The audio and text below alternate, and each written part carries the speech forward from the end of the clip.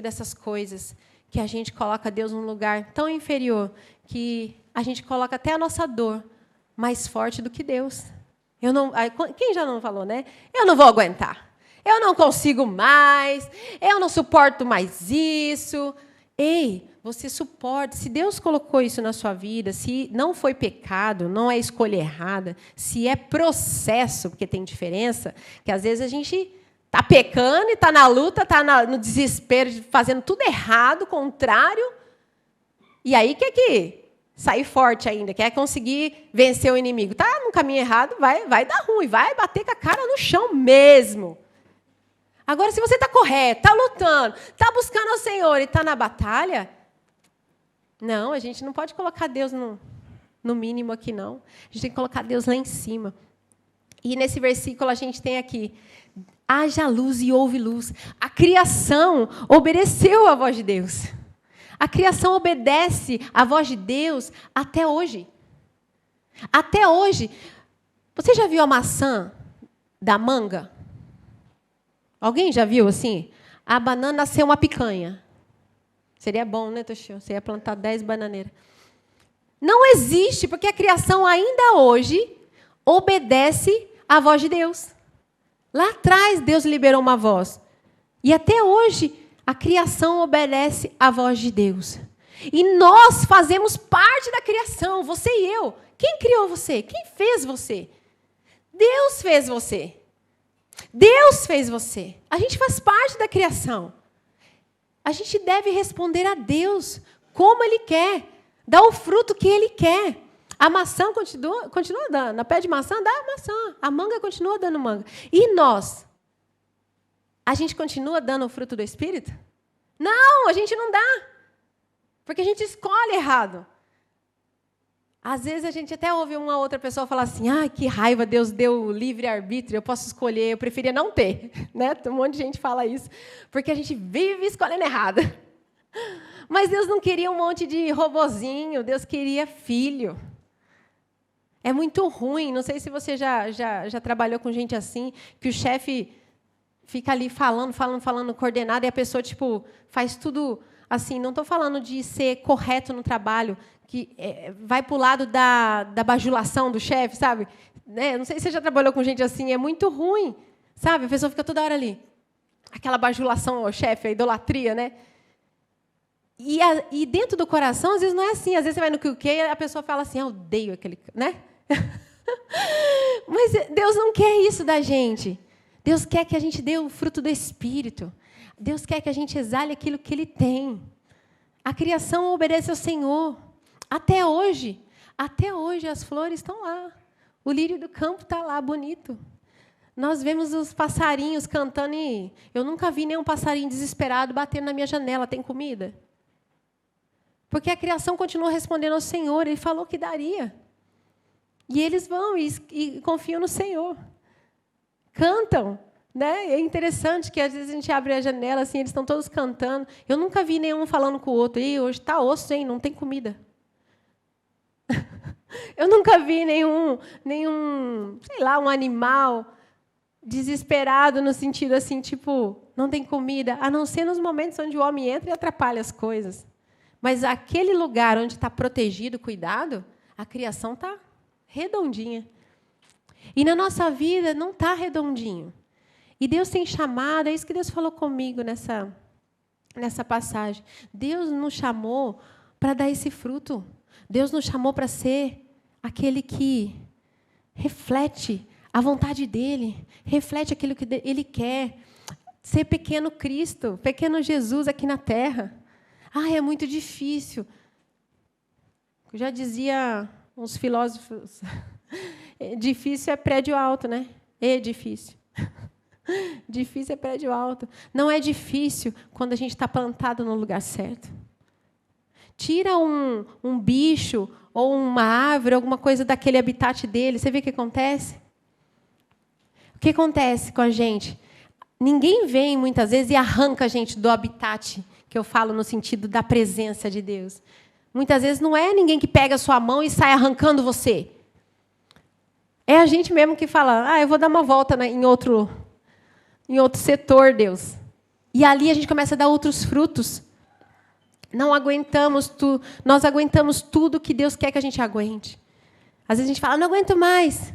Se está na sua vida e é um processo, você vai aguentar, você vai passar, você vai louvar o Senhor.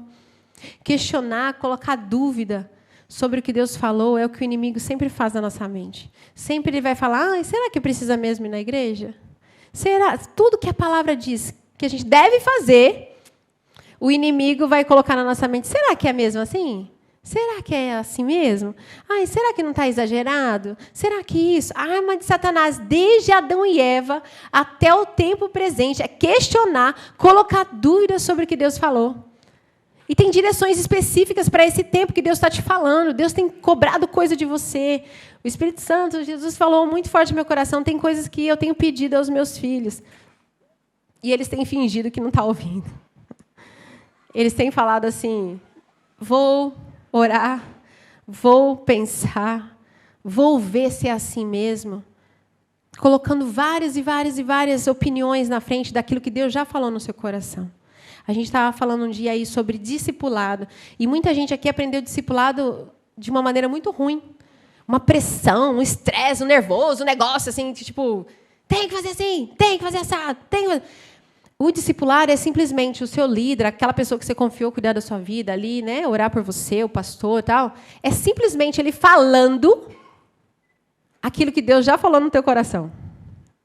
O Espírito Santo já falou como que é para fazer. O Espírito Santo, Jesus não vai trazer confusão. Ele já falou dentro do teu coração o que é para ser feito. Ele já direcionou. Como Deus direciona a criação, Deus já direcionou você. Só que as barreiras que a gente coloca, aquele monte de toldo, aquele monte de parede que a gente coloca, faz com que a gente pegue caminhos diferentes. Hoje é tempo da gente ouvir e obedecer. Eu não sei se você já ouviu falar, né, nessas questões, assim, quando a gente fala o original da palavra, né? Porque o português, quando eles traduziram para português, perdeu-se muito o significado verdadeiro das palavras. Ela foi escrita em hebraico e tal, e às vezes eu vou ler o original dos versículos, é assustadoramente diferente. Eu fico, gente, é isso mesmo? Eu li assim bem de buenas, achando que era suave na nave. Aí, quando você lê no original, a direção, aquilo que Deus está falando é muito específico, forte. Não dá variação de dúvida. Às vezes, no português, a gente fica meio, será que é bem assim mesmo, né? Mas quando você vai buscando no hebraico, original, tal, não sei o quê, aí você vai entendendo que não. Você consegue entender literalmente, é muito claro. E eu tenho buscado sempre assim, sabe? Ler um versículo e buscar no original que está falando. E a palavra, a gente está falando de andar naquilo que Deus quer, porque Deus direcionou a criação de uma forma, e a gente muitas vezes sai, e uma palavra que não vai sair do nosso vocabulário, desde a hora que a gente entra por essa porta e aceita Jesus, até o dia da nossa morte, é a palavra obediência. E obedecer na palavra é chamar, que é ouvir e obedecer. Nós devemos ouvir e obedecer. Não tem palavras diferentes. Quando a gente ouve o que Deus falou, e às vezes seu discipulador, seu líder vem falar coisas para você, sei lá, direcionamentos, coisas que Deus já falou no seu coração, a intenção de Deus é que quando Deus fala ao seu coração através do Espírito Santo, até mesmo antes do seu líder falar, antes de alguém vir profetizar ou falar alguma coisa, é que você ouvisse e obedecesse. Não tem palavra diferente. Ouvir e obedecer quando Deus coloca algo no teu coração. A intenção dele é que você ouça e obedeça. É junto. Não tem separação. E a gente separa. Ok, ouvi, né? Às vezes você ouvi uma direção de Deus. Ouvi o que Deus está falando. Mas vou pensar se... Será que é assim mesmo? Não existe. Olha só, deixa eu falar uma coisa para você. Não existe. Se você ouve o Espírito Santo falando com você, Jesus falando no teu coração, e você fala, vou pensar a respeito, ou vou orar a respeito, você já pegou um atalho. Será que é assim mesmo? As direções estão aqui na palavra de Deus para a gente. Filhos, obedeçam seus pais. Mas meu pai é tão chatinho. Eu não vi nenhum versículo diferente daquele que fala, filhos, obedeça seu pai. Não está escrito, vírgula, se ele for chato, finge que não ouviu. Não tem! Se ele for muito rígido, deixa para lá. Não existe. Filhos, obedecer seus pais, ponto final. Ah, é um drogado, não sei o quê. Tem casos excepcionais que a pessoa faz coisa errada, e aí a gente sabe, é caso de polícia, etc. Mas se não é, não cabe questionamento na sua vida. Não cabe. Se seu pai te fala uma direção, se sua mãe te fala uma direção, não cabe mais questionamento. Acabou, porque é igual a gente falou lá em cima. Haja luz e ouve luz. Deus fala no teu coração, obedeça o seu pai. Aí você pensa, vou pensar. Você já começou a se transformar numa macieira que está dando manga.